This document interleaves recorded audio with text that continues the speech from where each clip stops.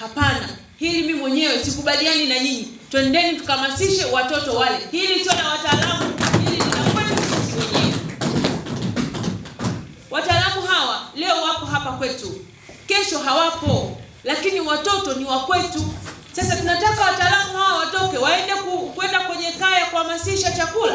Hapana, hili tulifanye sisi kwa maslahi ya watoto wetu. Tuwe na watoto wenye elimu ili tuweze kuona kesho tuna madaktari, tuna walimu, tuna wabunge, tuna rais anatoka hapa. Serikali imeboresha mazingira ya elimu kwa asilimia kubwa. Mheshimiwa Rais ameleta fedha kwenye madarasa, miundombinu imeboreshwa. Leo tunahitaji kompyuta na vifaa vingine. Mimi mbunge nakuja kuwaletea karibu shule zote photocopy machine ili tuweze kupiga hatua za kimaendeleo kwenye elimu. Lakini hata la chakula, Mheshimiwa Rais aje atoe chakula, aende kwenye kaya akawaambia kwamba watoto, wazazi, pelekeni chakula cha wanafunzi? Hapana, hili ni la kwetu, tukalifanyia kazi. Kikao kijacho tunataka kupata taarifa hizi kata ambazo zina doa leo hakuna doa.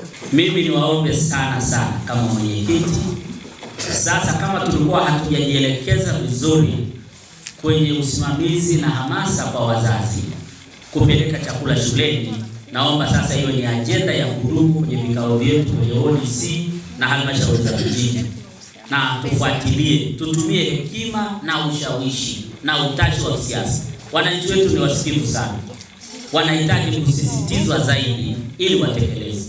Nafahamu zipo imani mbalimbali, watu wanafika mahali wanaamini watoto wakila pamoja kuna shida inatokea.